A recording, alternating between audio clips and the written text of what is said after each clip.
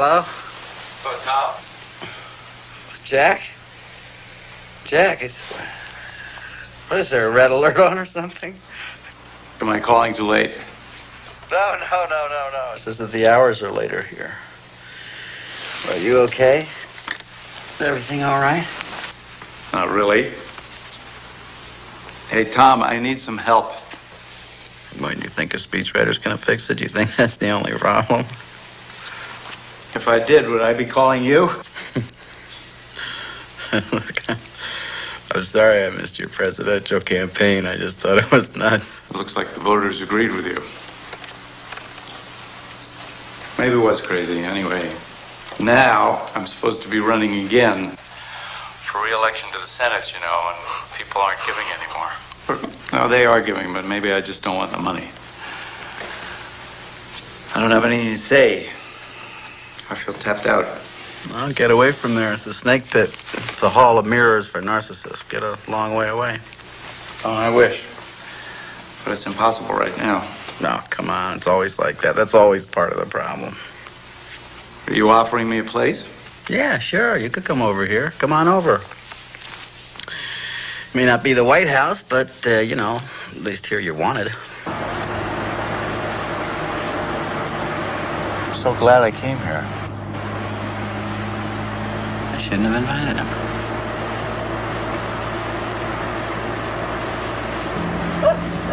Incredible. Look, there it is again.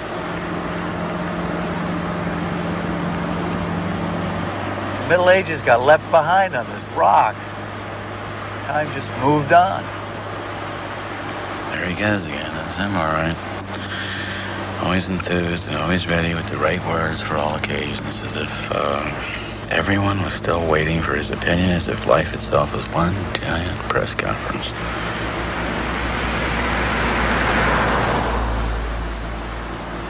Maybe that's all there is to his public persona. Maybe I've been fooling myself these last 20 years. Always looking for the real guy behind the facade. Maybe the facade is the real guy. This is amazing. Sure it is. Everything's always amazing to the guy. God, why am I bitching all the time? Maybe it's just a premonition that this trip's gonna be a disaster. I can't say that I need Jack's company at this time in my life. I'm residing quite contentedly in my own midlife crises. Thank you very much. This is about as far away from Washington as I could possibly get. Thank you. There he goes. That's why he irritates me, and that's why I love him too. The states, the whole shebang. Behind the innocence, there may be a calculating politician, but behind the politician, there's an innocent. He's still American enough. He doesn't lie well at all. He means it. You want to stop the car and get out and take a look around?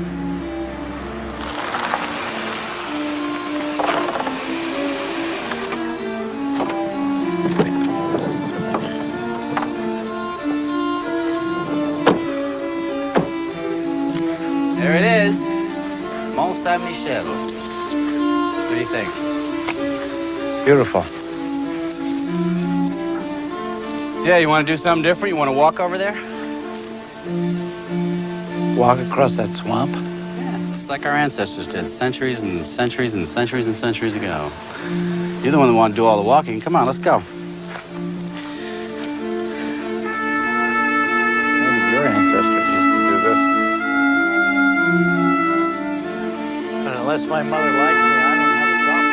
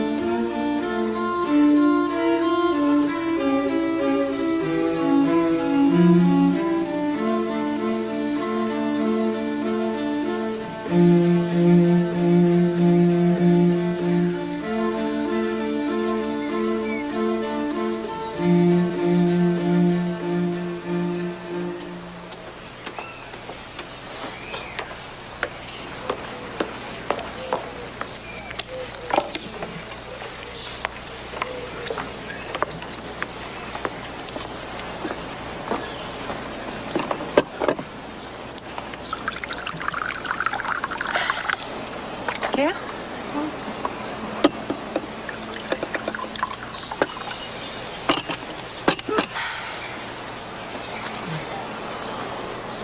So are we gonna do something today? I thought I'd finish my book. But you always have a book to read. I'm bored. Where's Roman? I don't care what Roman is doing. You know, I wanted to do something with you. I shouldn't have come. I should have just done something with Dad. Come on, kid. And you just stayed cooped up in this medieval island just reading your books. You know, you're not even aware of what's going on around you. You could be anywhere. It wouldn't even make a difference. You should just go out more, meet some people. Yeah, I will. I'm going. Bye.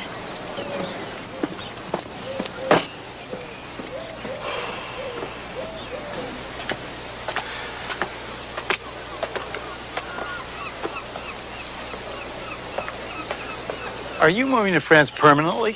What? I thought you couldn't live anywhere but in New York. What about the theater? Did you give that up for good? Well, it may have given me up for good.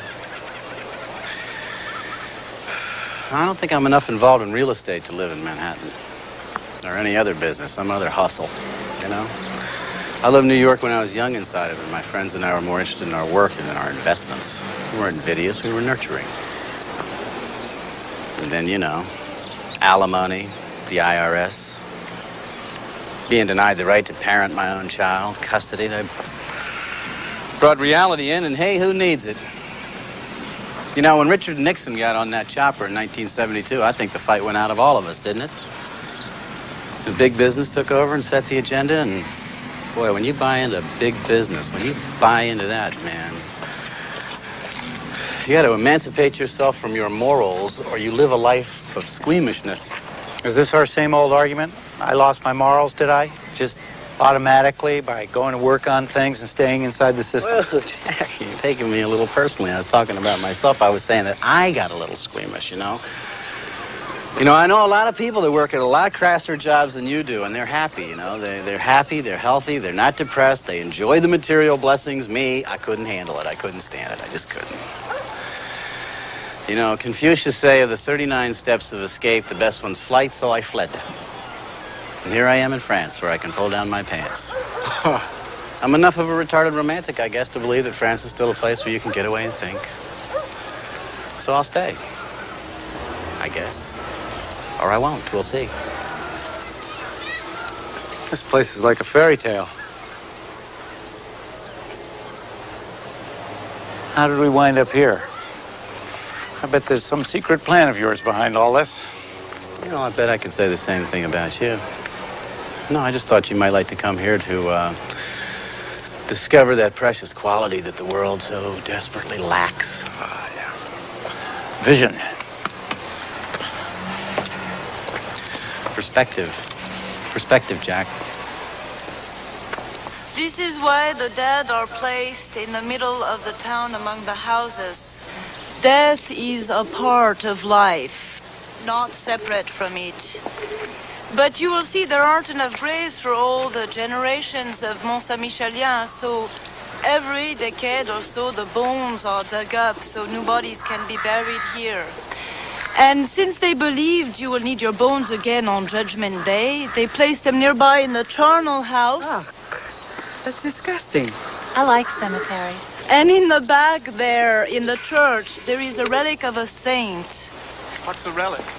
Oh, maybe a shaving of the saint's fingernail or a scrap of the saint's skin. Tell me, Jack, how do you expect to govern these people, That's a good question. You know, there was an Italian premier once. This was just before Mussolini. Somebody asked him if it was difficult to govern Italians. He said, difficult to govern Italians? No, not difficult. Only useless. You didn't say that on the 6 o'clock news. No, but I thought it night and day. Maybe that's why I lost. Anyway, did they really think that their bones would keep until Judgment Day? Well, you got to remember that for them, Judgment Day was right around the corner. They expected it almost hourly. Just like us. I wouldn't say so. Judgment Day for us is different. Not exactly. I think Judgment Day for us is an interruption, a violation, a break in our concept of time. The bomb, the big one, you know? Judgment Day for them was kind of the ultimate day off, not the ultimate off day. They didn't have clocks. There wasn't any mechanical time. Time was season to season, dawn to dusk, Sabbath to Saint Day, and everything led towards Judgment Day. Judgment Day was the reason that everybody was alive in the first place. Judgment Day was a day of deliverance. It's kind of like, you know, Sunday when you get the times delivered. Time was sacred. They'd ring a bell in the morning, they'd ring a bell in the evening, and those moments would change a little, but basically the rhythm of their era was so different from ours that I don't think that we could even imagine it.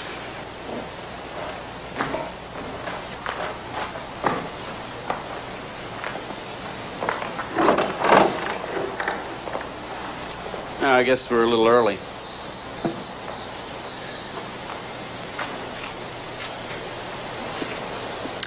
No saint stands alone. What? No saint stands alone. Every time I come here, these lines come to me, God knows from where. It sometimes takes me weeks, even years, to figure out what the hell they mean. Did you ever read any of the books that I sent you? No, I'll tell you, not since you stopped thinking about coming back to help me with my speeches. Did you ever read any of the speeches I sent you? Oh, I tried. I mean, you know, the old attention span is not what it used to be. That's true, mine either. I don't have any attention anymore for anything that's not specific. Poetry just confuses me. Yeah, politics. Politics confuses everybody. Including its practitioners. But I know what no saint stands alone means. Oh, yeah? What? It's the essence of my profession. Because between every politician and his own point of view, there's always 3 fat cats, 2 PAC lobbyists, half a dozen microphones. No man is an island. Entire of itself, every man is a piece of the continent, a part of the main. Therefore, never send to know for whom the bell tolls. It tolls for thee.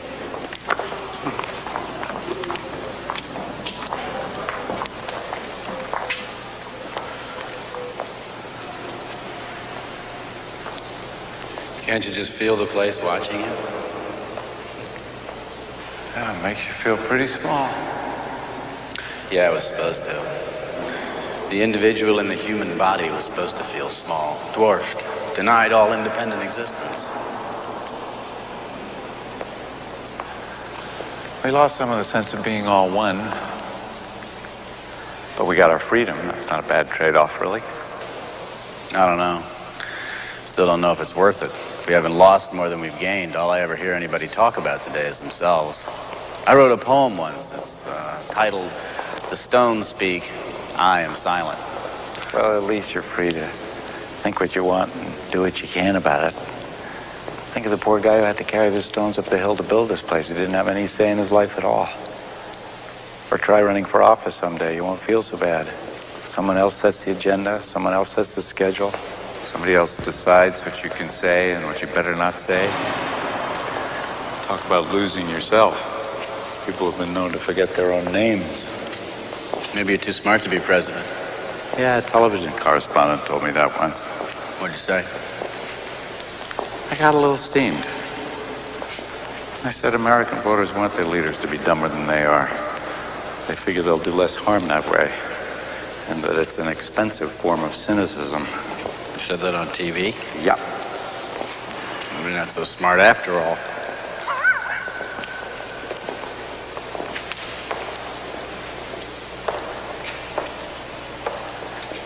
You go through here. It's up here. After you.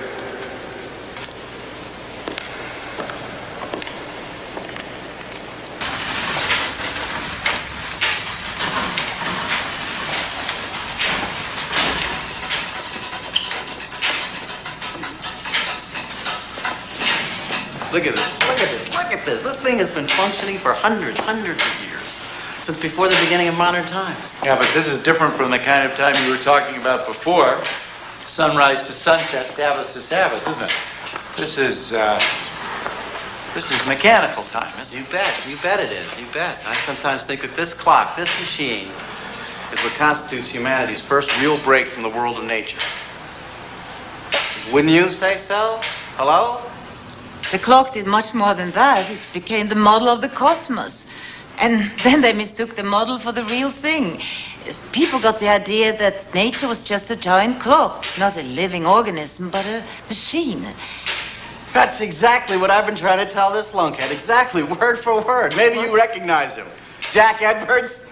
And you're? Sonia Hoffman. I think I've heard your name somewhere. Yeah, maybe in a couple of hundred news broadcasts. He was a candidate for the U.S. presidency in the primaries. Oh, I vaguely remember. See, I'm not a voter. Most Americans don't vote either. I do know who you are. Me? You know who I am? I doubt it. You're Thomas Harriman, the poet. Well, yes, I am, but wait a minute. Let me get this straight. You recognize me, a poet whose latest work sold all of 12,000 copies, but you do not recognize this gentleman who was a presidential candidate in America? My God, woman, what's happened to your values? What do you do? I'm a scientist, and we do occasionally read poetry. As a matter of fact, I'm doing a lot of it these days. I'm on a sort of sabbatical. I'm an ex-physicist, an ex-American resident, an ex-voter. Ex-wife? This is very upsetting. Why don't intelligent people like yourself bother to vote? Well, forgive me, you politicians make it so hard. The ideas expressed by most of you, right and left, seem to me as antique and mechanical as that old clock. What's that supposed to mean? Well, if I was to explain that, I'd have to go all the way back to Descartes, if you remember him. Yeah? To be or not to be? I think, therefore I am. Yeah, well, we both went to college, yeah. Well, Descartes was the primary architect of the view that sees the world as a clock. A mechanistic view that still dominates most of the world today, and it seems to me, especially you politicians. Mechanistic. Is that a real word? Mechanistic, mechanical, mechanics? Yeah, it's a good word. Mechanistic, as if nature functioned like a clock. You take it apart, reduce it to a number of small, simple pieces, easy to understand, analyze them, put them all back together again, and then you understand the whole. Isn't that what's known as scientific thinking, Miss Hoffman? Really? What you call the mechanistic view, isn't that what the scientific method's all about? Is it? Well, I don't think so, but I'd like to kind of hear from the physicist, Jack. All right, I'm sorry. Please continue. Well, you're right in a way, Mr. Jack. Call me Jack. Okay, Jack. You are right in a sense. But it wasn't always so. Not before Descartes. When he introduced such thinking, it amounted to a revolutionary break with the church. He said, I don't need the Pope to tell me how the world functions. I can find that out for myself. Because to me, the world is just a machine. And then he became fascinated with clockworks and made the clock into a central metaphor. He said, I consider the human body as nothing but a machine. A healthy man is like a well-made clock. A sick man is like an ill-made clock. Well, the metaphor seems a little clumsy now, but it works, didn't it? Yes, so successfully that scientists came to believe that all living things, plants, animals, us, are nothing but machines. And that's the fallacy. It carried over into everything, arts, politics. I don't know, it seems to me that most people don't even remember who Descartes was. I'm sorry, I guess I just don't follow you. But he'd like to. If you could just break it down into 30-second media bites, that's more what he's used to. Very funny. All right, what is it that I don't recognize? What's so bad about Descartes? But there's nothing bad about Descartes. In fact, I think Descartes is wonderful. He was a godsend to the 17th century. But times have changed since then. We need a new way of understanding life. That pendulum, for example, has long since been replaced by a tiny quartz crystal. And these magnificent hand-forged wheels turned into a microchip the size of my thumbnail. That's how far modern science has left mechanistic thinking behind. But you politicians, you seem to have that clockwork still ticking in your head.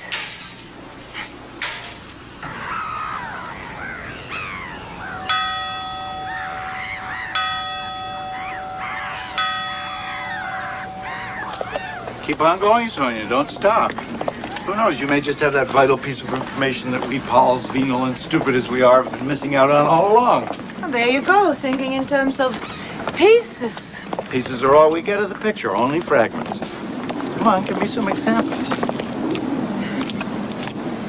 Well, let's take the population problem, for example. You can't solve it by looking at different forms of birth control in isolation. Research has proven again and again that the most effective form of birth control is not a pill. It's economic and social gains which will reduce the desire for large families. That's true. Do you know that in our world, every day 40,000 children die from malnutrition and preventable diseases? That's every other second. It's now. And now, but the short lives of these children cannot be seen in isolation. They're part of a whole system involving the economics, involving the environment, and more specifically, involving high levels of third world debt. How's that? The burden of frenzied borrowing is not falling on those with foreign bank accounts, nor on those who created the imbalance. The burden is falling on the already deprived.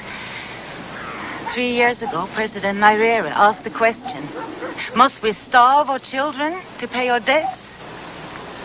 That question has been answered in practice. And the answer has been yes, because since he asked, hundreds and thousands of little children in the third world have given their lives to pay their country's debts. And millions more are still paying interest with their malnourished minds and bodies.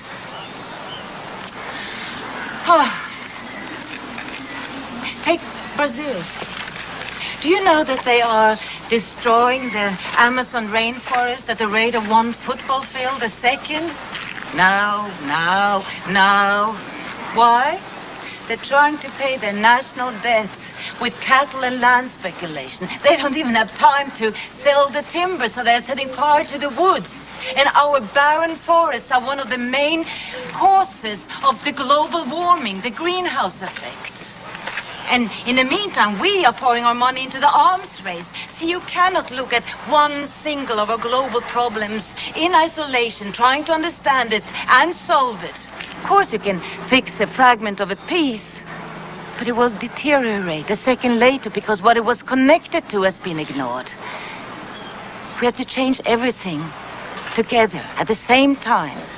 The ideals, the institutions, the values. All of this sounds kind of familiar. Do you two know each other?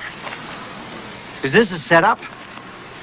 Well, all right. What do I think of this? Yes, the problems are complex, but you're just looking at the dark side because so's our capacity to respond, isn't it? Communications, data banks, technology. We already have the tools to deal with a lot of these problems, even if they are more complex. Candide himself, the eternal optimist. But don't you see that all these new technologies, they're causing more problems than they solve? In medicine, for example, there's been an overwhelming increase in technology, but the costs have spiraled concurrently. It's become medicine for the rich. And public health hasn't improved significantly, although public health would improve dramatically if we just changed our eating habits, for example. But instead, the experts are occupied with making artificial hearts. But if our agribusiness had fed us better instead of chopping down the rainforests in order to make cattle ranches, in order to produce more and more red meat, which is one of the direct causes of heart attacks, then maybe we wouldn't have to spend so much of our money on artificial hearts, and so on and so on. Well, this is all examples of interconnectedness. But Sonia... All right, supposing that you're right and everything is connected to everything else, as you say. Still, you've got to start somewhere, don't you? So that's the real political question here. Where do you start? By changing the way we're seeing the world. You see, you're still searching for the right piece to fix first.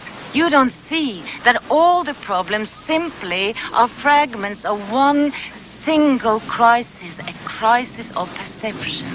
Oh, good. The world is coming to an end, and you say it's a crisis of perception. I'm sorry, that's a little abstract for me. And all of this stuff about modern medicine, all your criticisms. I mean, I may be a doctor's son, but you have to admit that this mechanistic medicine has been pretty successful. Well, up to a point. But simply by blocking the mechanisms of a disease doesn't mean healing it. I mean, it's like in politics. It's just shifting the problem to another sphere. Are you going to help me in this, or are you going to leave me stranded out here in this argument by myself? I'm going to leave you stranded. I'm going to leave you stranded. Okay. A person goes to a doctor today with recurring attacks of gallstones, and the doctor takes the gallbladder out, and lo and behold, the pain goes away. Now, you could say that the doctor is working from a poor perceptual model, that he just concentrated on a part of the clock that wasn't working and removed it. But the fact is, the patient is out of his pain, he's feeling better, and the clock is ticking again. His perceptual model worked. But is everything that works good for the system? Oh, come on, Sonia, that's disingenuous and not at all useful when applied to politics, which is, after all, a system that is based on people. It's the art of bringing people to agree on a certain course of action. If that course of action succeeds, the people are satisfied. If not, they're not. It's as simple as that. If it works, it's good. Period. But isn't that exactly what you said, why politics doesn't work anymore? That politics, you said, needed to become the art of the impossible? Whose side are you on? Hers, obviously. She's intelligent, gracious, and she's more attractive. Listen, Jack, I'd like to get back to the systems. You know, you called me dishonest. No. Yeah? Let's talk about the gallbladder again. Let's say the gallbladder is out and the pain is gone. But what about the stress that might have brought the illness on? If that stress persists, he's probably going to get sick again. Or let's say he had changed his nutrition much earlier and done some exercise. He may never have developed the gallstones in the first place. See, a little health education might have been much cheaper than the operation. A lot less painful, too. But our system doesn't encourage prevention. It encourages intervention. Okay, you're not disingenuous, but to blame all this on a French philosopher who's been dead for 300 years, isn't that a little out of proportion? Maybe even a little eccentric? No. Not if I'm right. See, my point isn't to condemn Descartes' thinking. It's simply to recognize its limitations. Might have been extremely useful to perceive the world as a machine for 300 years, but that perception today is not only inaccurate, it's actually harmful. We need a new vision of the world. What's that quotation? It's foolish for a society to try to cling to its old ideas in new times, just as it's foolish for a grown man to try to squeeze into the coat that fit him in his youth. Something like that. Thomas Jefferson. Maybe you're not crazy.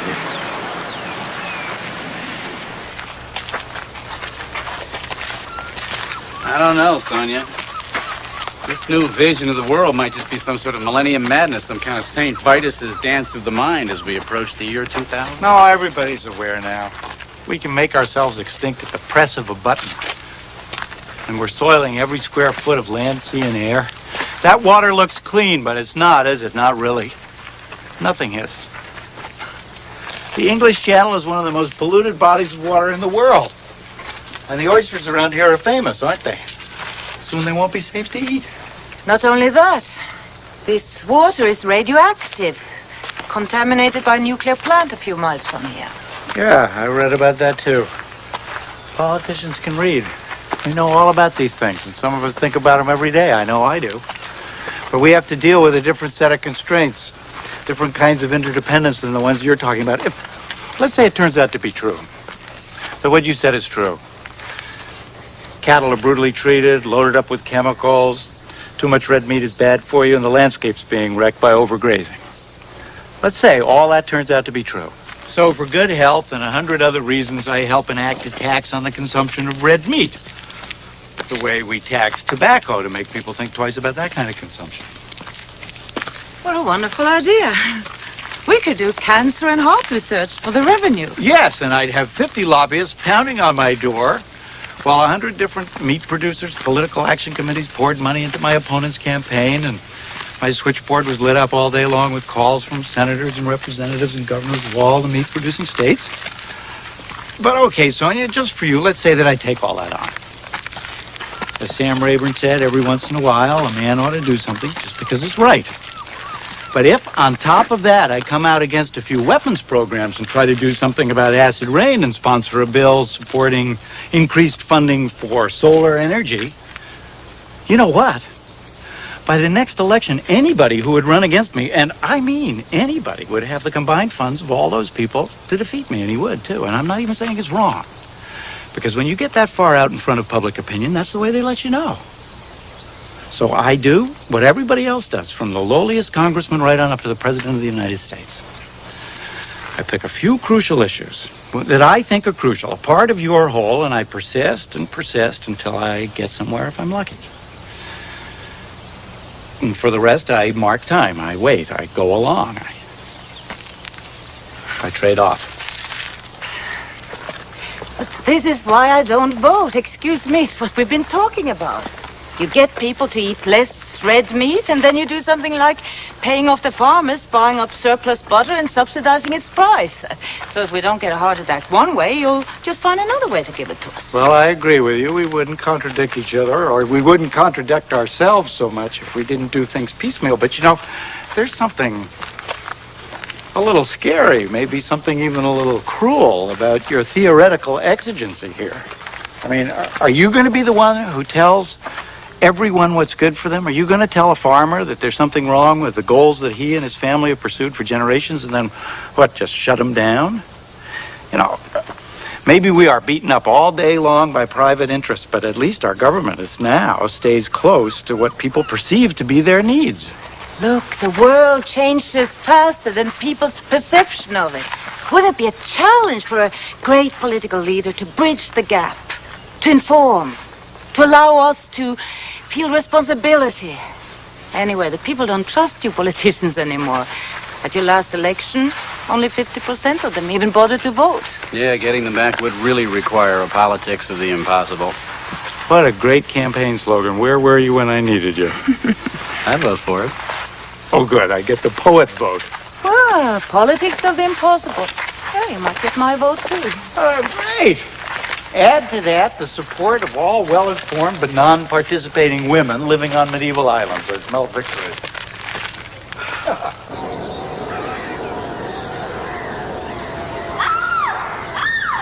C'est génial, on est chez Freddy ici, ouais, c'est hein? génial, on va faire une fête. Ah, fais plus fort! Ouais, Ah! non, ça, il arrive, vite, viens.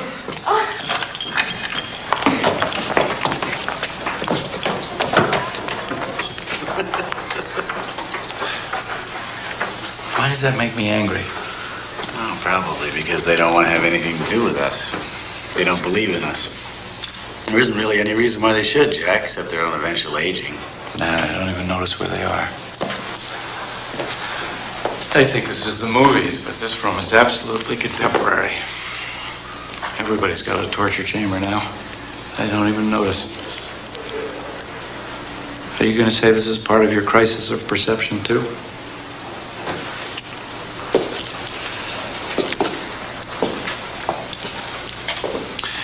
Here, maybe we're all led a little towards death. Like wolves to the weak. Or maybe people are just shits. You'd like to blame this on Descartes. I'd like to blame it on anybody, but this is such a part of human history. Well, I don't know about Descartes, but I do know that Francis Bacon presided over the witch trials of King James I at a time when millions of women were tortured or burned for practicing folk medicine or worshipping pre-Christian goddesses or simply because they were unusual. I would probably have ended up on the stake myself. See, I don't believe it was a metaphor when Francis Bacon wrote that nature had to be hounded in her wanderings, bound into service, made a slave. He even said that scientists, with their new mechanical devices, had to torture nature's secrets out of her. Did you notice how he uses her when describing Mother Nature? As if nature was nothing but a witch.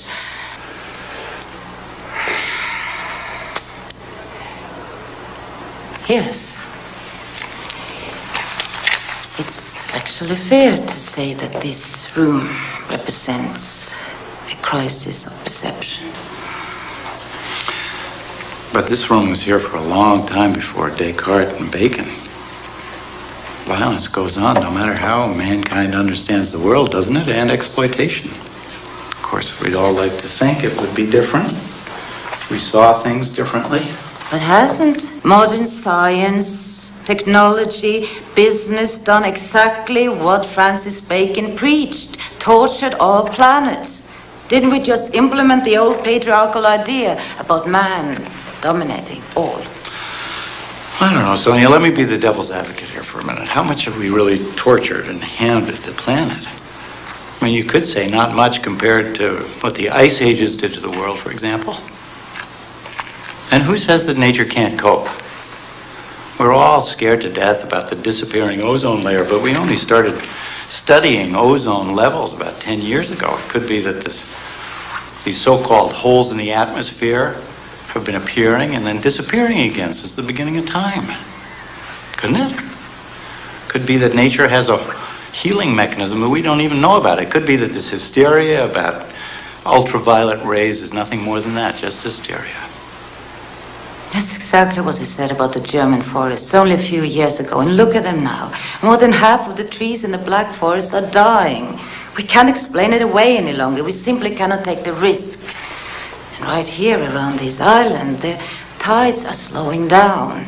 Maybe because of silt building up from garbage being dumped in the bay or from the overuse of fertilizers. Lakes can die. Entire oceans become polluted. Topsoil, forests, water, poisoned, dead. Things can change so fast. In the hands of man, nature becomes fragile. Rain becomes acid. I agree with everything you said, but why this patriarchal fixation, I mean, in Salem, those women witches were betrayed by other women. Phyllis Schlafly, a woman, has written that God's greatest gift to mankind is the atom bomb. I mean, these are women. Why can't you just say what's patriarchal is what's evil in both men and women and let it go at that? There's plenty of that to go around. Unless, of course, you happen to believe that these women were brainwashed by men like Patty Hearst. Why are you so scornful? Look, there are two great principles functioning in this entire living world. The male principle, pick the adjective, the aggressive, dominating, whatever. And the female principle, nurturing, caretaking, gentle, whatever. What I am saying is that these two principles may have been in a rough balance, but now the men, and yes, I do think it is the men, have created the tools, the weapons, both intellectually and physically, to bring these two principles way out of balance. We have been placing mechanistic tools in the hands of power-oriented patriarchal people. I'm saying you men are out of control now. And we all are the victims. So what's the risk? What's wrong with giving the female principal an opportunity? And I say, let's get out of this room. It's having a torturous effect on our relationship.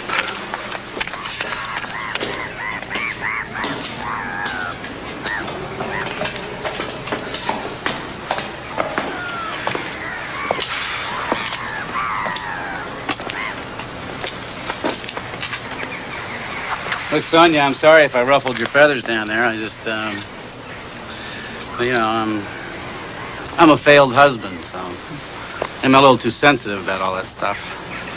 I'm also a starving poet and a bad teacher. And Jack here is another midlife casualty, except that his wife is still around. I don't know, maybe there's a connection in there somewhere for you. What do? I mean, what brings you to this far out and remote place? Well, let's see. I'm a scientist, still, even though I'm on a semi-permanent sabbatical. How come? I got tired of seeing my work fed to the U.S. Defense Department. I'm a physicist, the only woman in my graduate department, the first in Norway doing quantum field theory. My specialty was lasers. At that time, the challenge was to design lasers of ever shorter wavelengths. The shorter the wavelength, the more powerful the laser. Our ultimate goal was to create an X-ray laser. And one day, I hit upon an unusual idea, which, as it turned out, led to a major advance in that X-ray laser. Well, when you do something like that, science treats you very well. I got many attractive offers, first from Paris and then from the States, and I took them, finally working quite happily in Boston. Until one day, I discovered totally unexpectedly that my work was being perverted. See, I had always looked at the medical applications of my work, of using this laser to provide holographic images of cells or even molecules. It could have helped us solve so many puzzles, even the formation of cancer cells. But what really happened was that a more sophisticated version of my idea was being used in the Star Wars program. And it blew my mind. It made me reevaluate my whole profession. Anyway, to cut it short, in the midst of other events, I just got up and left. What were the other events, if I may ask? Experiences not all that different from yours, I suppose. I left Boston, and eventually I came here. I just came one day from Paris, and the place took hold of me. I kept coming back. Well, there were weeks here when the storms chased the tourists away, and I had this place all to myself. I started to look at how my special knowledge of subatomic physics relates to the way I perceive the world at large. And I don't know, but I think that I have something to say after my time here. I don't know yet if it will fit into a coherent whole, but this is what I think about when I take my morning walks, which today, for some reason, brought me to you two. See, every morning I walk across the island, regardless of the weather, trying to understand its other language. The stones speak, and I am silent. Something like that, yes. That's from a poem, isn't it? Well, maybe, I don't know, you know. Do you ever write down any of your thoughts? Oh, yes, all the time. I'd like to combine my notes into a book and call it ecological thinking, as opposed to Cartesian thinking. Cartesian? Yeah, Descartes wrote in Latin. His Latin name was Cartesius, hence Cartesian. Really? I thought it meant map-like, like a map. No, you didn't. You thought it meant like a la carte. Yes, like a menu. Then his name would have been Menusian. I'd like to offer this ecological way of thinking as a new way of looking at things. Help us overcome this crisis of perception. See, what I found here is that to think in an ecological way simply makes more sense of everything. It gives me a much firmer grasp of reality. It gives me strength. Knowledge is power? Yes, but in the sense of personal empowerment, not that old male urge for power over others. Descartes' evil empire again? Descartes had a dream. It was really Isaac Newton who made that dream come true, who transformed it into scientific theory, into power. May God us keep from single vision and Newton's sleep. William Blake. I'm very impressed. No, you two would have a lot in common. You'd have a lot to talk about. He was writing in poetry 200 years ago what you're saying today in prose. He hated Newton. He hated the concept of single vision. He dedicated his entire life to making art that denied single vision. Of course, the people of his time thought he was a crank. Whereas they revered Newton almost as a god. By reducing all physical phenomena to the motion of material particles, the motion caused by the force of gravity, he was able to describe the exact effect of gravity on any object with precise mathematical equations. We call it Newton's laws of motion. Really the great achievement of 17th century science. You mean all that stuff that I slept through in high school, like any good poet, all that square root of the hypotenuse divided by a pinch of magnesium, all that stuff? Well, in the right hands, or should I say, aroused minds, these equations seem to work beautifully.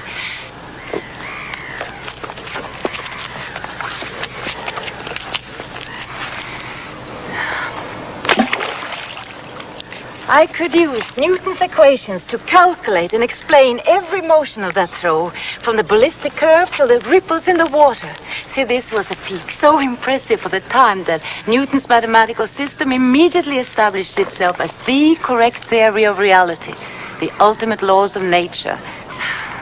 Descartes' dream of the world as a perfect machine was now an established fact. It brought with it such wealth of benefits for people. People could do things they'd never been able to do before. It was irresistible. And of course, the old notions of the world as a living organism was swept away. So what's wrong with Newton? Kit. Well, this is my daughter Kit and her friend Romain.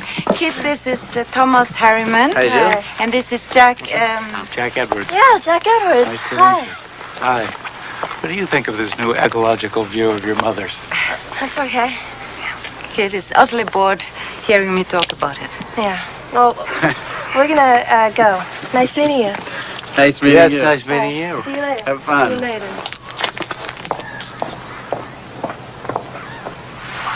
Oh, so she's living here with you? No, she's in her first year in college. She's on a break.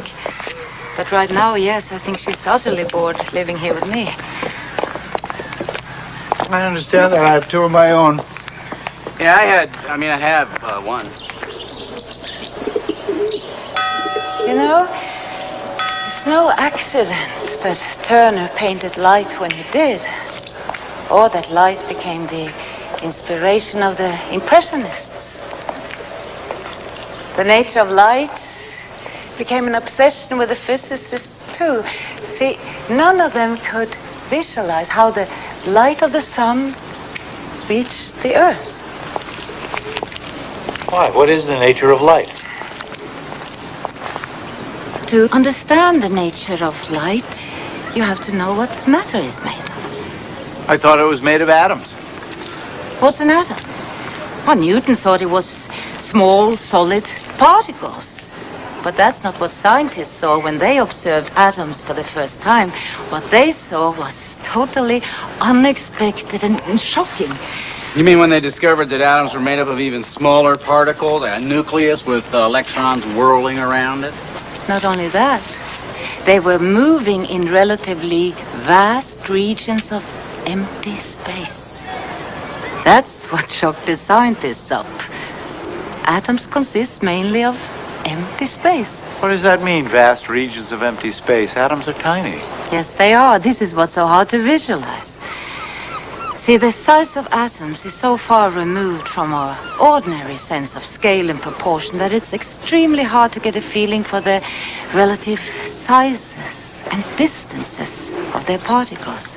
Ask yourself, how many atoms are there in an orange? Now, to answer this, you'll have to blow up the orange to a size where you can actually see the atoms. You'll have to blow up the orange until it's reached the size of the Earth. The atoms inside of it will then be the size of cherries. Myriads of cherries tightly packed into an orange the size of the earth. Wow, what an image. I'm serious. I was trying to shrink the earth orange back down to the size of an orange and imagine all those cherries whizzing around inside of it. It made me dizzy. This is a dangerous height to be dizzy at. But okay, you say that the atom is the size of a cherry and that in that cherry atom there's all this empty space. Well, what about the nucleus? There is a nucleus in there, right? I mean, how big is that? That's where we're going here, isn't it? Invisible is the answer. If we blow up the atom to the size of a football, the nucleus would still be invisible. If we blow up the atom to the size of a sphere that would fit into this room here, the nucleus would still be invisible. What if you blew it up to the size of this island? To the size of the rock we're standing on? Okay. We would blow the atom, the cherry, up to the size of this island. Okay, then the nucleus would be the size of a small pebble. Something like that. And the electrons would be much smaller still. We would have to look for them all the way down there at the edge of the island. And the whole space in between would be empty. Wow, that's fantastic. It's weird to see weird in poetry. So what you're saying is that if there were a sphere large enough to contain this whole island, what it would actually consist of is a pebble and a few grains of sand. That's all this huge sphere contains. In other words, nothing. It's empty. But if this rock is made up of spheres like that, then what makes it so solid? Why can't I pass my hand through it? Why don't we fall through it? Yeah, why don't we fall through everything? Why doesn't everything fall through everything? Well, you see, this is the obvious question that physicists had to ask.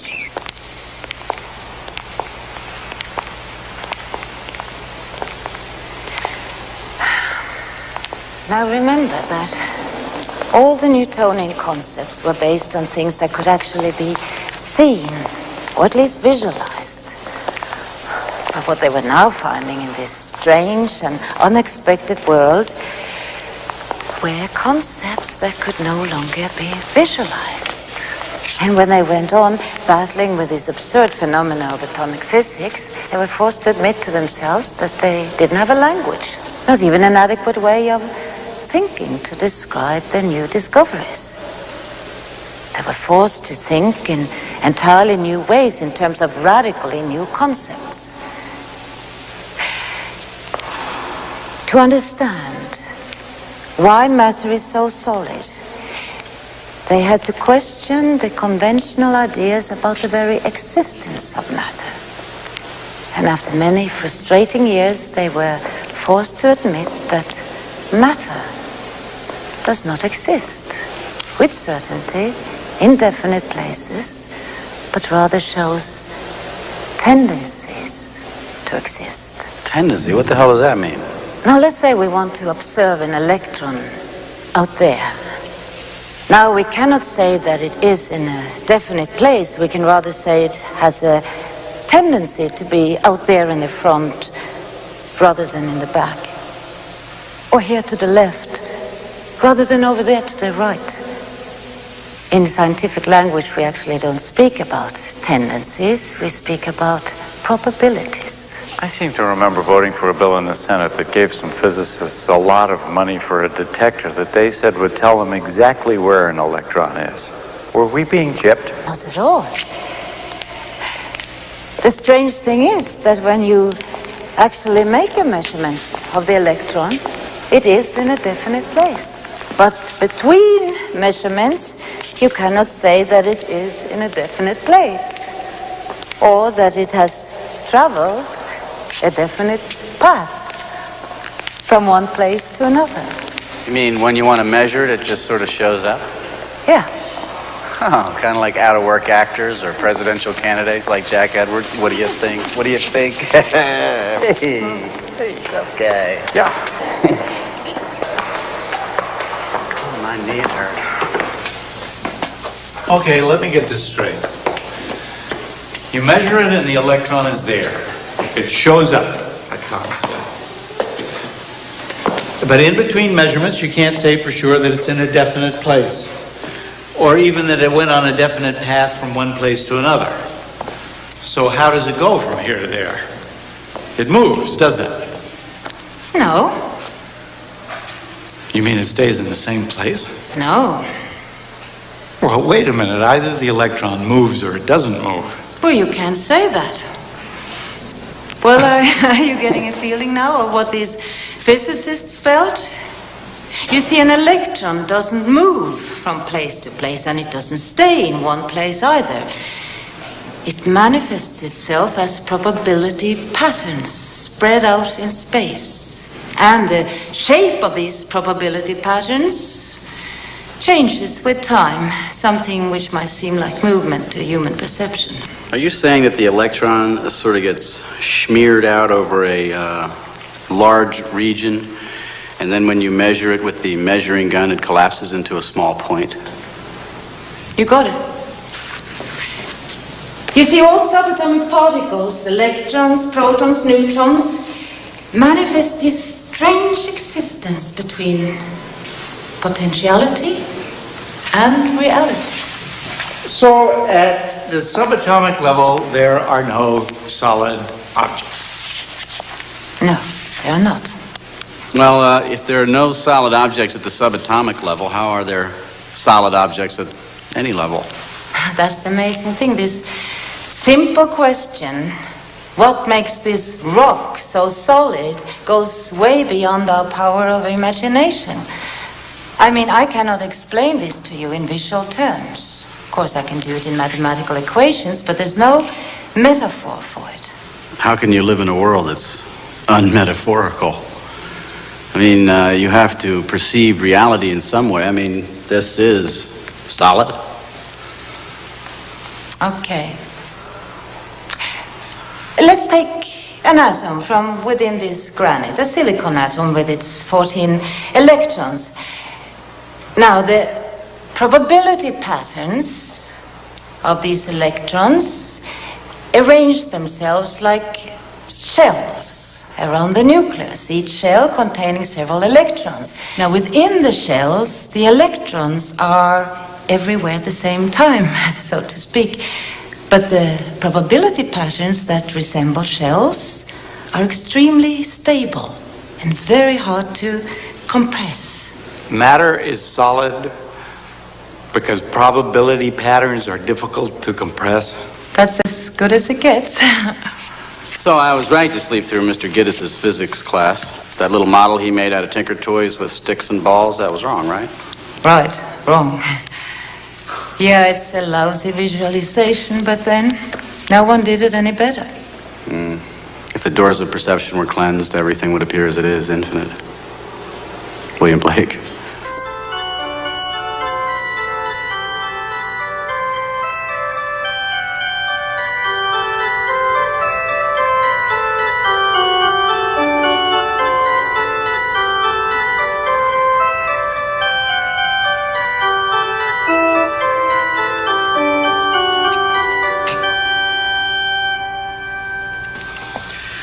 So, Sonia, life's a bunch of probability patterns running around.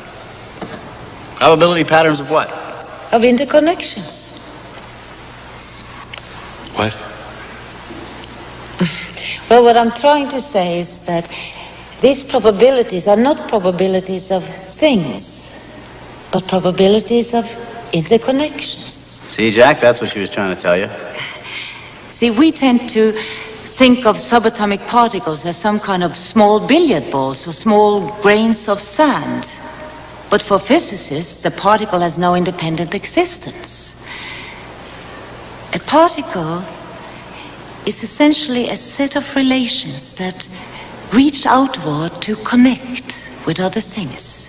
What are those other things, please? They are interconnections of yet other things, which also turn out to be interconnections, and so on and so on. You see, in atomic physics, we never end up with any things at all.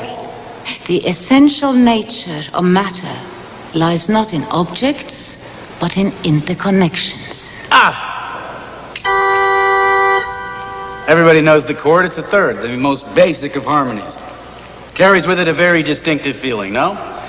And yet, its individual notes carry none of that feeling. Therefore, the essence of the chord lies in relationships.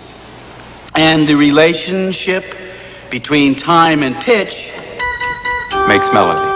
Makes melody.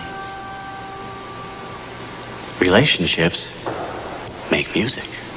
Relationships make matter. Music of the spheres. As Kepler said. And Shakespeare before him. And Pythagoras before him. Now, this vision of a universe arranged in harmonies of sounds and relations is no new discovery. Today, physicists are simply proving that what we call an object, an atom, a molecule, a particle, is only an approximation, a metaphor. At the subatomic level, it dissolves into a series of interconnections, like chords of music. It's beautiful. Yeah, but there are boundaries, aren't there? I mean, between you and me, for instance. We are two separate bodies, aren't we? That's not an illusion. Is it? Are you saying that there is actually a physical connection between you and me and between you and the wall behind you and the air and this bench? Yes. At the subatomic level, there is a continual exchange of matter and energy between my hand and this wood, between the wood and the air, and even between you and me. I mean a real exchange of photons and electrons. Ultimately, whether we like it or not, we're all part of one inseparable web of relationships.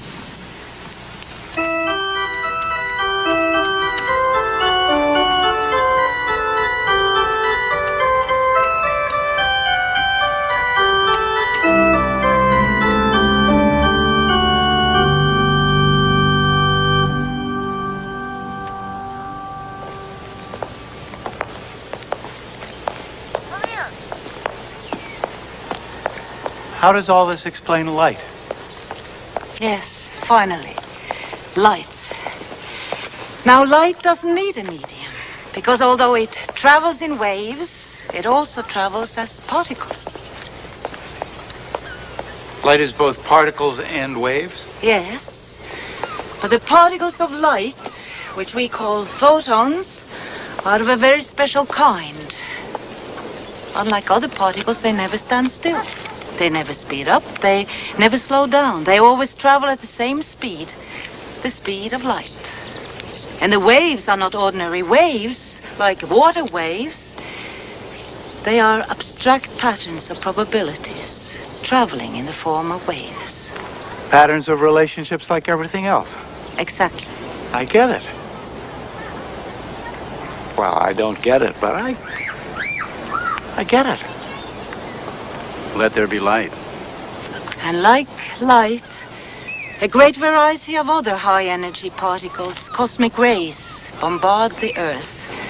All these particles colliding with the air, creating more particles, interacting further, creating and destroying more particles. And we are in the middle of this cosmic dance of creation and destruction, all of us, all the time. Shiva Nataraj. I beg your pardon? Shiva Nataraj, the Hindu god of dance. The Hindus believe that Shiva's dance sustains the universe, that Shiva's dance is the universe. The ceaseless flow of energy going through a multiplicity of patterns, dissolving into one another. That's physics. No, that's poetry. That's wonderful. No, really, that's great. But I hope this doesn't bother anybody. What do you do with it? What's it for? Well, you don't do anything with it, I don't think. You just think about it, contemplate it. Are you guys hungry? I'm hungry. Let's go get something to eat.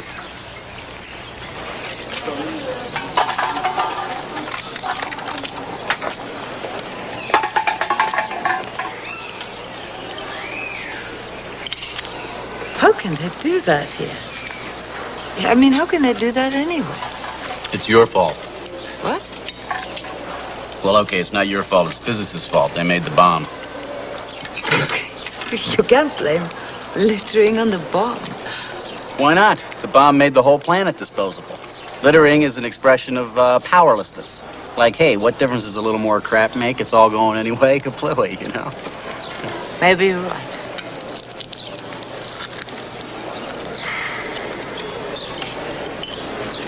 You know, I visited Hiroshima 10 years ago.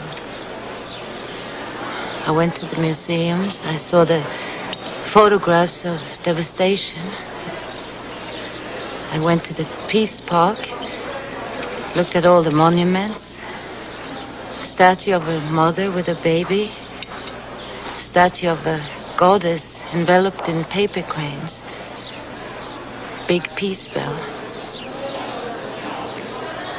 And then I saw a mound about 6 feet high, covered with grass. It wasn't decorated in any way. It wasn't a symbol of anything.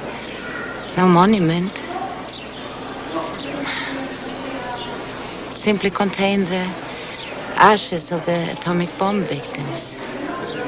The actual remains of what was left of tens, maybe hundreds and thousands of men and women and children. Incinerated because of our knowledge. A flash of light that burned them and obliterated them and totally transformed the world. And as I stood in front of that mound of ashes, I felt that I was face to face with the victims of, well, I can't say the victims of my work as a scientist, as a physicist.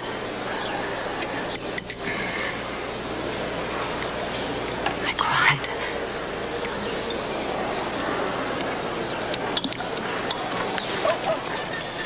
When I was little, up on the 3rd floor with my brother, we'd lie in our beds watching the heat lightning flashes, and he'd say, "What's that?" And I'd say, "That's it. That's the big one. We're all gonna die."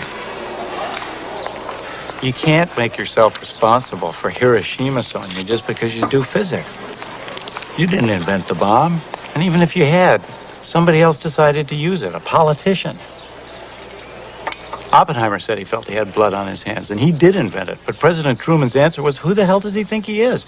I'm the one who ordered them to drop the damn thing. Even Oppenheimer wasn't to blame. Scientists are supposed to figure things out. It's up to the rest of us to figure out what to do about it. I'm sorry, Sonia. I was only kidding. Maybe littering is more an expression of poor toilet training. I don't know. Maybe we could change the subject. There's no accountability for scientists as there is for other professions. Why aren't we obliged, like medical doctors, to not use our knowledge destructively? It's not that simple, I don't think. Oppenheimer said he had blood on his hands. He had regrets after the fact.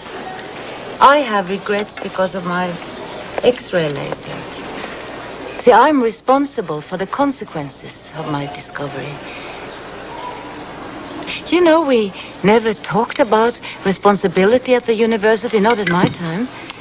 We never discussed ethics. We were never taught value thinking. No one induced upon us the wisdom of the American Indian tribes who made all their important decisions with the 7th generation in mind. We were never taught to think about the future that way. We were taught in our closed rooms that we were doing pure science in the pursuit of pure truth, the noble pursuit of pure truth. Well, that's what science is, Sonia. Don't be so hard on yourself. No, that's what science was, maybe. But pure science hardly exists today. The scientist isn't sitting in his lab anymore, choosing to work on what fascinates him most. Science is expensive. The Pentagon, who pays most of it, decides what is fascinating. 70% of all science done in the United States today is paid by the military. We give our knowledge away without thinking about the values, without thinking about who is responsible. Well, but there is oversight. I've served on some of those oversight committees. Scientism is an irrational belief in the truth of science. It's become a religion today. It's not a good religion, but it is a dominating religion. And people, of course, who see what miracles physicists are able to achieve, like going to outer space or splitting atoms or making bombs, believe that scientists who are so powerful also must be very wise. And so they don't question their work anymore. And they leave their own responsibility in the hands of these people they envision to have this power of knowledge. And although they know that scientists are doing scary things in the shadows, they just hope that they will be careful. And then scientists hand over their responsibility to those who are paying them. And I know what happens when you hand over your responsibility to those who pay you, like I did with my laser. It broke my heart. If you're worried about the possible dangers of genetic engineering, who do you go to for advice? You have to ask a scientist. He's the only one who understands. And you pretty much have to take his word for it, too, because often you don't know even what questions to ask. Science should welcome your questions, because science itself should question everything. You know, these oversight committees hold hearings from time to time where the public is invited to comment.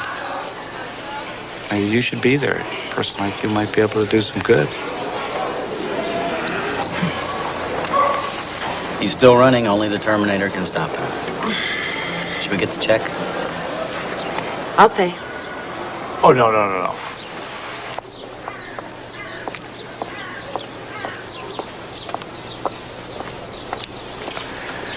1968, Chicago, Democratic Convention.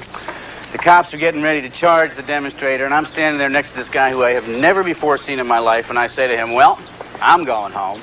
And he says, don't go home, go into politics. And like a fool, I listened to him. That guy was Jack, who is today a conservative Democrat, whatever the hell that is. I was working for a delegate. I wasn't even a demonstrator. I was just trying to get into the hall. And the cops charged the crowd. We all got tear gas. I broke my nose. We all spent the night in Mayor Daley's jail. Whatever happened to all those people? Jesse Jackson got most of them. The rest of them went to sleep. I don't mean politically, Jack. The primaries are over, okay? I mean personally. I mean, whatever happened to them? Where do they go? Where do they live? What do they do? Well, I don't know personally, but politically, the Green Party got them, at least in Europe. Peace activists, the environmentalists, the feminists, the old student left. Peace. The Green Party got them all. What happened to them, really? I think it proves that ecological thinking is getting stronger and stronger. People who see the whole picture, who see that all these questions are related to each other. She's back. Yeah, and Gorbachev? Gorbachev, was he at the Chicago demonstration?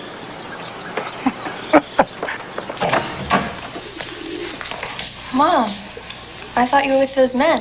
Oh, yeah, they're out there. Hello, Mama.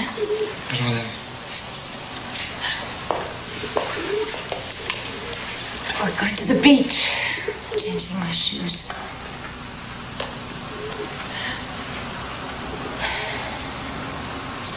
What's the trouble? Nothing. Did I do something wrong? No, it's just...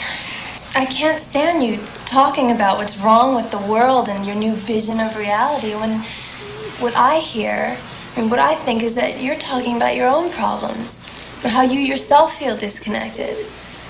I mean, you can't even relate to me. Are you coming with us this time? Yeah. Come, kid, please.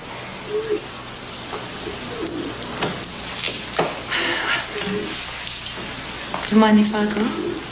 No. Mom, I like Jack. Be real with him. Don't bore him to death. Kid, she's a married man. I could do you some good.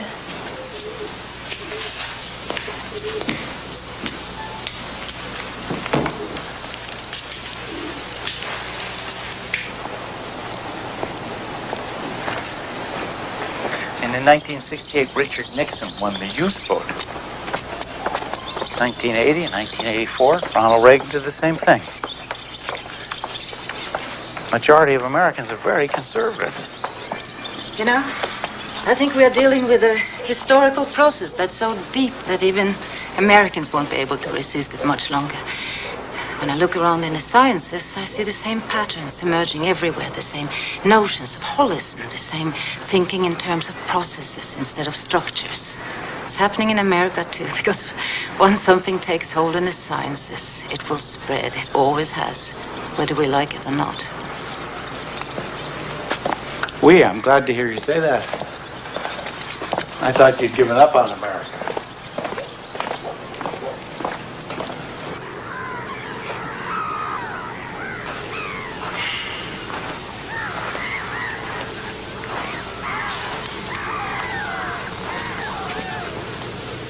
What's wrong with him?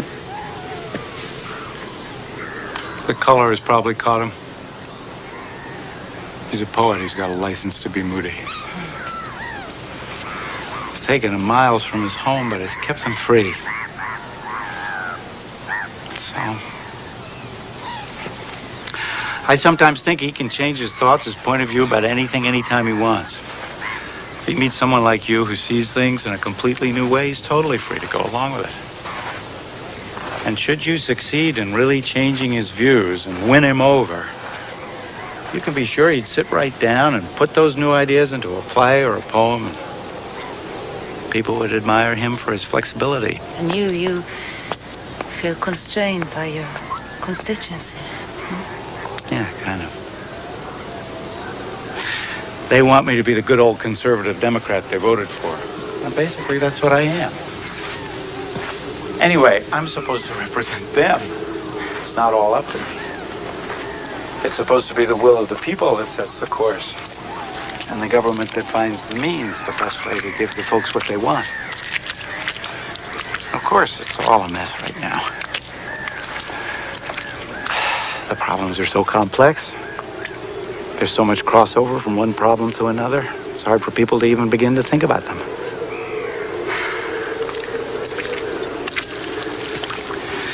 But still, I think Thomas Jefferson was every bit as great a mind as Isaac Newton was. I doubt if there's been a better form of government anywhere in history ever. And of course, getting into politics is nothing to be ashamed of. To me, it's still the biggest challenge there is. But things are changing faster and faster every day. A few years back, the greenhouse effect was just a theory, and now we're just not keeping up. But Sonia, the question is, can your ideas change that? Hasn't a lot of what we've been talking about been discussed and recognized already, and all recognized in all the environmental legislation? Clean water in 72, clean air in 77, 12, 14 years ago, and we're still falling behind. So can your ideas make these things move faster? I mean, if you're going to wait for most of the people to be ready to go along with you before you move, which is what you have to do. I'm sure you're not a secret lover of dictatorships, but wouldn't it take some kind of totalitarian regime to put ideas as comprehensive as yours into effect? So, how does all this translate into politics, or doesn't it? Is this just going to be the best conversation I've had in months, or is there still a chance you can get me elected president? That's what I'd like to know. Jack, are you still asking me for a program? I'm trying to make you embrace a vision. But you just want to know what the packaging is. I'm a practical man. I'm from Missouri. I thought you were from the East Coast. That's an expression. It means show me. Devising policies, that's your job. I do think that as long as you continue looking at things through that old patriarchal Cartesian Newtonian lens, you're going to miss out on what the world really is. You, we, all of us, we need a new vision of the world, and we need a more comprehensive, more inclusive science to support us. There is a new theory emerging now, which places all the ecological concepts we've been talking about into one coherent scientific framework. We call it systems theory. The theory of living systems. Living systems? All living organisms, as well as social systems and ecosystems. See, this theory would help us get a much firmer grasp on the sciences that deal with life. Are these all your own ideas, or do other people share them? I mean, has this been applied in the sciences anywhere? Am I a crank? It's okay, Senator. This is real science. And many scientists, including some Nobel laureates, have been working on these ideas. Prigozhin, Bateson, Maturana, just to mention a few. Yes, it is science, but of a new kind. Instead of concentrating on basic building blocks, the systems view concentrates on principles of organization. Instead of cutting things to pieces, it looks at the living system as a whole. How can you think usefully about things in this holistic way? That's what I don't see. You can contemplate them, you can look at them, as Thomas says. But if you want to do something, if you want to get into specifics, by definition, don't you have to take things apart? How can you talk usefully about a tree without talking about its roots or its leaves or its bark? Oh, I could. Without even naming the parts you mentioned. A Cartesian would look at a tree and conceptually take it to pieces. But then he would never really understand the nature of the tree. A systems thinker would look at a tree and see the seasonal exchange between tree and earth, earth and sky. Would see the annual cycle, which really is one big breath the earth takes through its forests, providing us with oxygen. A breath of life, linking the earth with the sky and us with the universe. A systems thinker would look at a tree and see the life of the tree only in relation to the life of the whole forest. Would see the tree as a habitat for birds, a home for insects.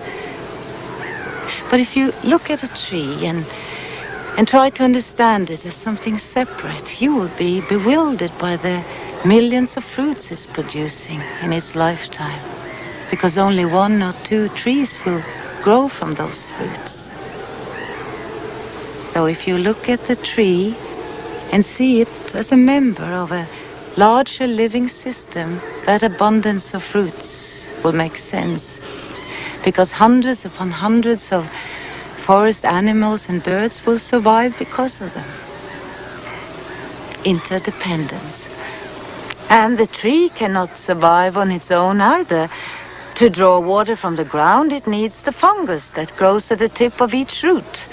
And the fungus needs the root to survive, and the root needs the fungus. If one dies, the other dies. And there are millions of relationships like this in our world, each depending on each other for life. The systems theory recognizes this web of relationships as the essence of all living things. Only the uninformed would call such a notion naive or romantic, because this dependency we all share is a scientific fact. A web of relationships. Yes, but this time it is the web of life itself. The theory of living systems actually provides you with an outline of an answer to that eternal question, what is life? Okay, Sonia, let's hear it. What's life? Well, in system language, the answer would be the essence of life is self-organization. What's so funny? What is life, ma'am? Well, life is self-organizing. I mean, it's very nice. That's very, very, very, very, very, very nice. That's very nice, ma'am. That's very, very nice. That's very nice. I don't know. It just sounds to me like something out of Alice in Wonderland. Maybe there's somebody down here that speaks your language. Jabberwocky? Well, you know, as Merlin once said to King Arthur, don't dishonor your feast by rejecting what's come to it. Sit. What is life? Life is self-organized. Well, that's just extraordinary. Yes, it is. And it means something specific, too. It means that a living system is self-maintaining, self-renewing, self-transcending. What does self-maintaining mean? Well, it means that a living system, although depending on its environment, is not determined by it. Take the yellow fields of rye around this island. With all the rain here, those fields should be green all year round, but every summer they turn yellow. Why? Well, to use a metaphor, each plant remembers that it originated in the hot and dry climate of Southern Asia. It remembers, and not even a dramatically different climate can change its inner workings. Self-maintaining, self-organizing. I see. What about self-renewing? What does that mean? Take us. Like all living organisms, we are constantly replacing ourselves in continuous cycles. Much faster than you can imagine. Your pancreas, for example, do you know that it replaces most of its cells within 24 hours? That means that you wake up with a new pancreas each morning and a new stomach lining as well. And your skin, do you know that your skin falls off at the rate of 100,000 cells a minute? Do you know that most of the dust in our homes consists of our own dead skin cells? That'll get into a poem. Our households are filled with dead skin. But at the same time, as all these dead cells are being shed, just as many are dividing and producing new skin. That's self-renewing. As Heraclitus once said, a man can't step into the same river twice. Sonia says a man can't shake hands with the same man twice with the same hand, right? Yes and no. Though most of our cells are being replaced, we do recognize each other because, you see, the pattern of our organization is still the same. That's one of the important characteristics of life. Continuous structural change, but stability in the pattern of the system's organization. And that's all there is to life? No, there is self-transcending. See, self-organization is not only the living systems maintaining themselves and continuously renewing themselves. It also means that they have an inherent tendency to transcend themselves, to reach out and create new forms.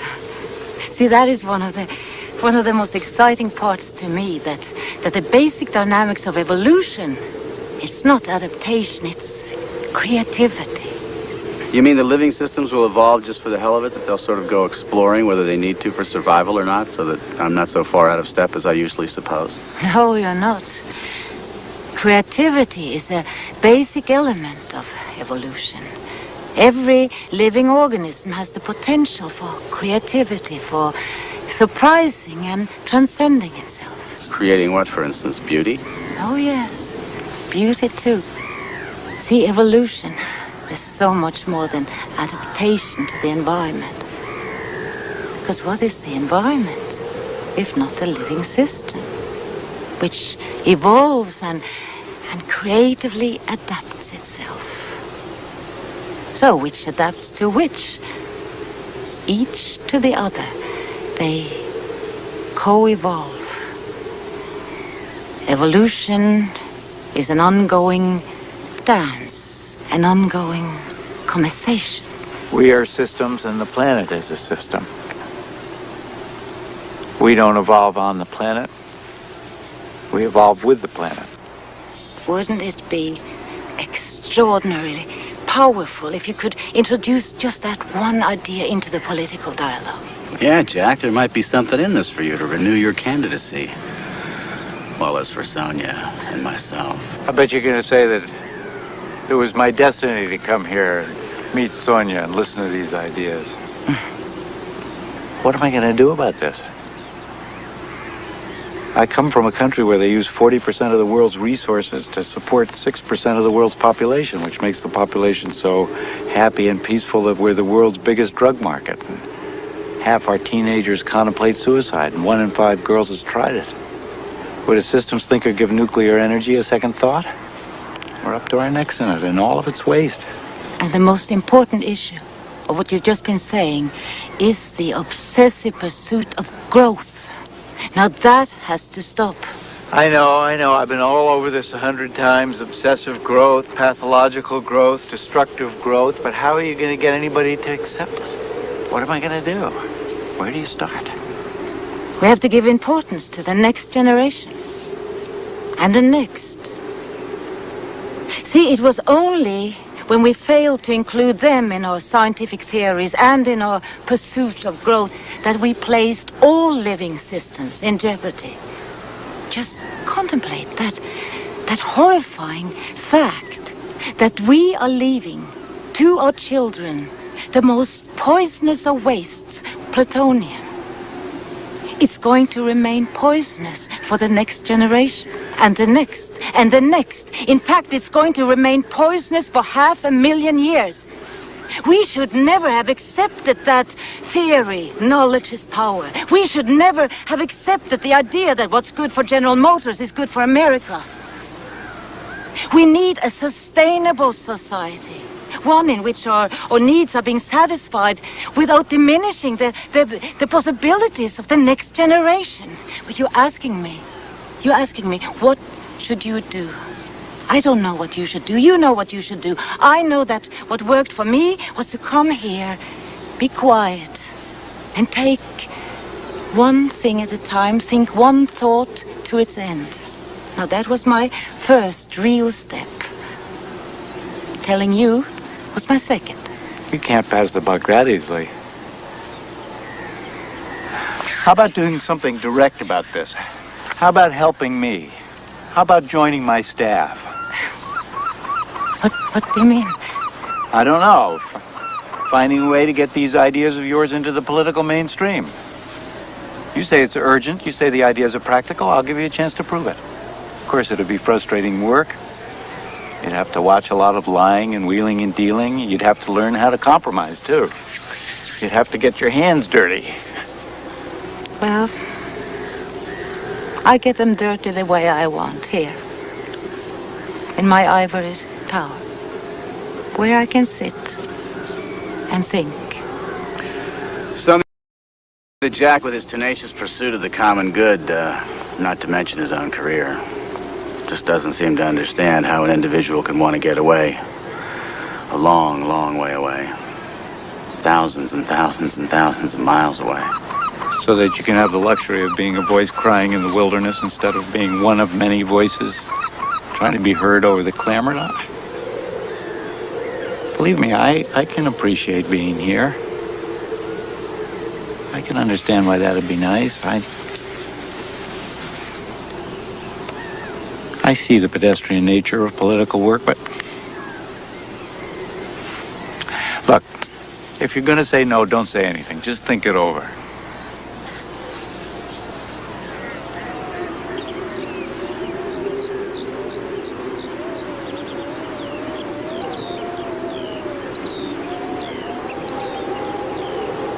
What time does the tide actually come in?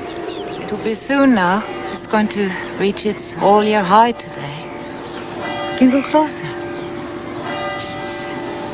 Come. Thomas must like you.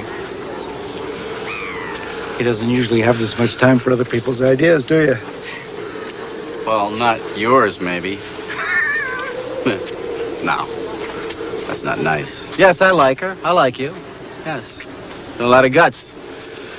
To come here, isolate, stay put, determined to figure things out until you had something to offer, a couple of sods like you and I. You know, a lot of people talk about doing things like that, but how many people actually roll the dice and do it? could have stayed as long, read as much, and decided that you had absolutely nothing to offer. And isolation in and of itself is a very scary thing, Jack. So yeah, I like you. I like you too. It's very brave of you to listen. I'd been disappointed if you hadn't. That would have bothered me, but you know, Jack, I'm not so sure that strong-arming her into a Washingtonian office is exactly where she needs to be right now. In fact, it may be exactly where she doesn't need to be. What's eating you? Yeah, you're right. What is this, group therapy?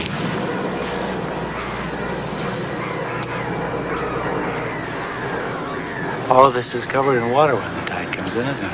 Oh, yes. Including the pastures. Must take a special breed of sheep to be able to graze around here at all with all this salt. And how could the grass grow without the manure and the sheep grazing on it? And I wouldn't be surprised if the people around here have a taste for salty lamb, so the people are in it too. The sea, the grass, the people, the sheep.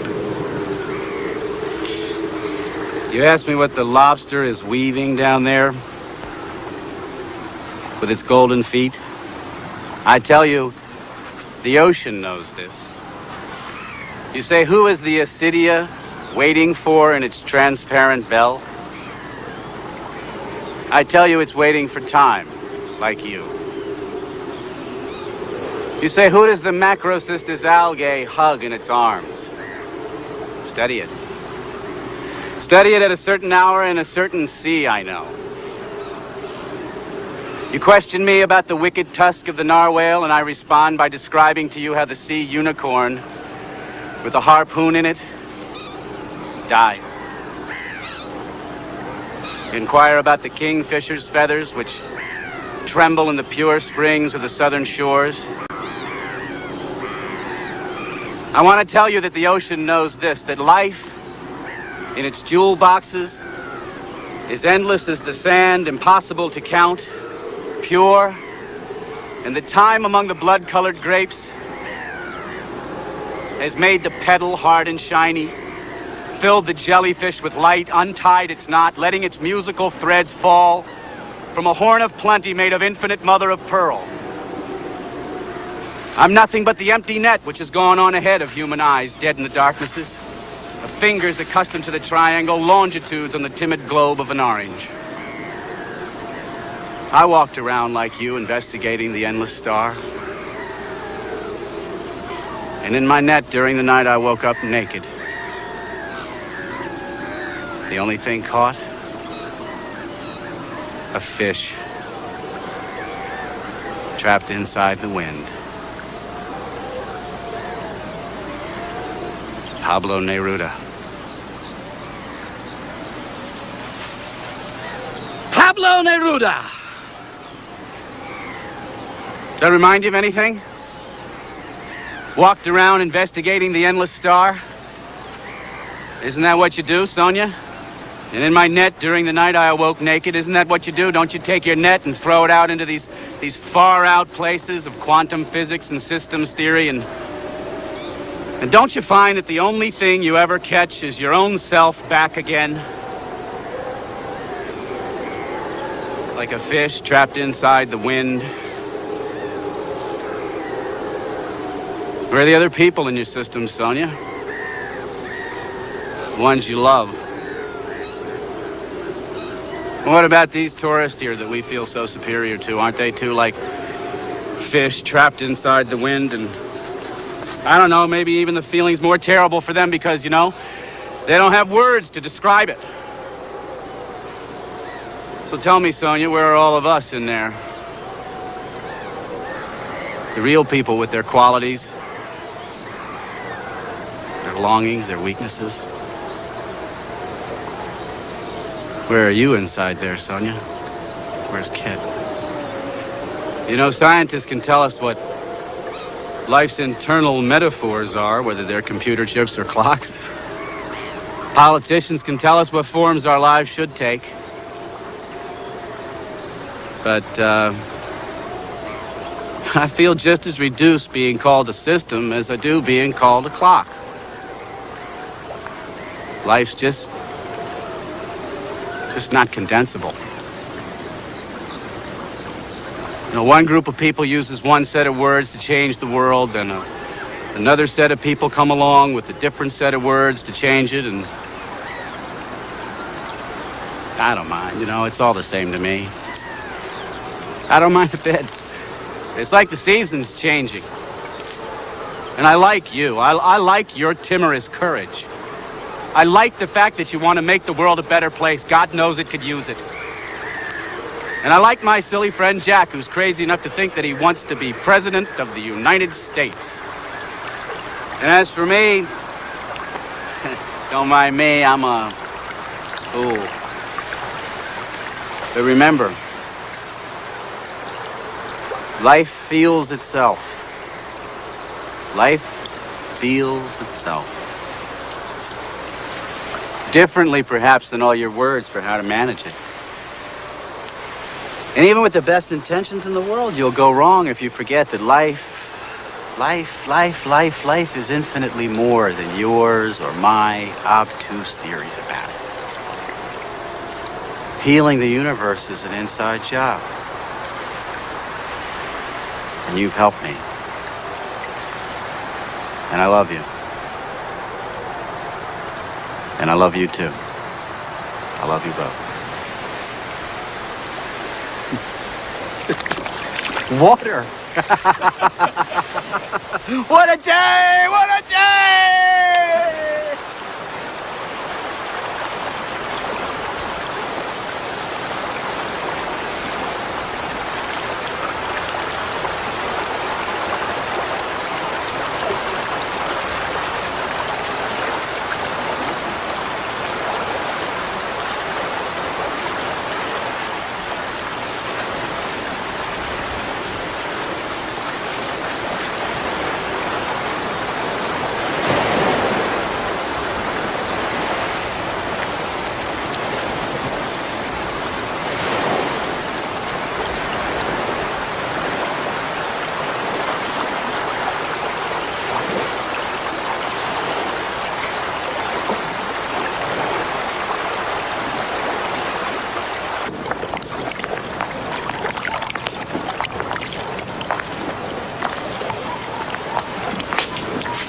Well, if we're going to go, we better leave now. Well, why don't you just stay? I don't know. Why don't you just come? Anyway, thanks. Thank you. Don't thank me. I love the day. I hate goodbyes. Maybe it's not goodbye. Please think about what I said. Let us know how the water arises. Does that matter? Of course it matters. Let it get all the way back to the line. Let it renew itself, right, Sonia? Maybe come to Paris to let me know. Or Washington. Or New York.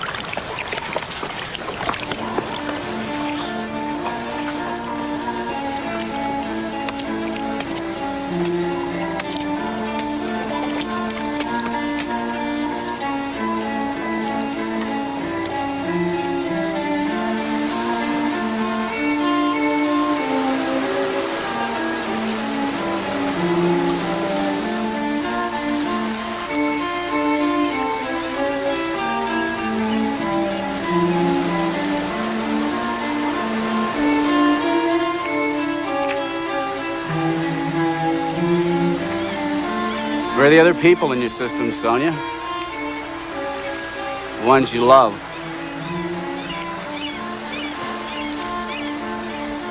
The real people with their qualities, their longings, their weaknesses. Mom, are you okay? Where are you inside there, Sonia? Where's Kit?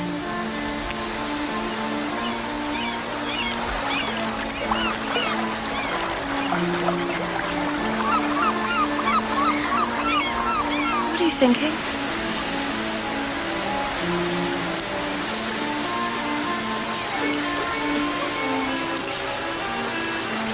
Shall we go home?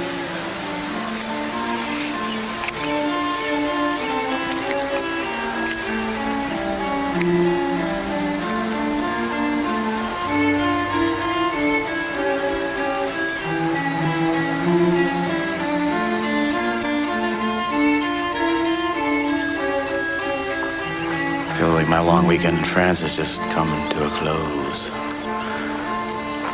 Maybe I, too, am tired of being a stranger, being outside a language and environment which lived, which resonated inside me. Our emotional system, as she might say, needs a larger system to nurture it.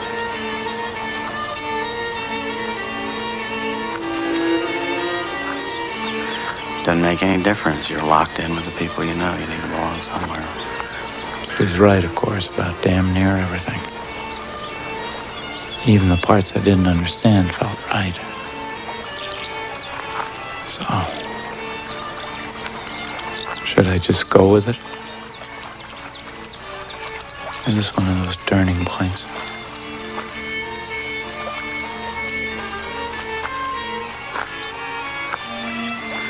You, the woman, I, the man, this the world. And each is the work of all. There's the muffled step in the sand, the stranger, the crippled wren, the nun, the dancer, the angel's wing over the walkers in the village, and there are many beautiful arms around us and the things we know. I don't know how the rest of the damn poem goes.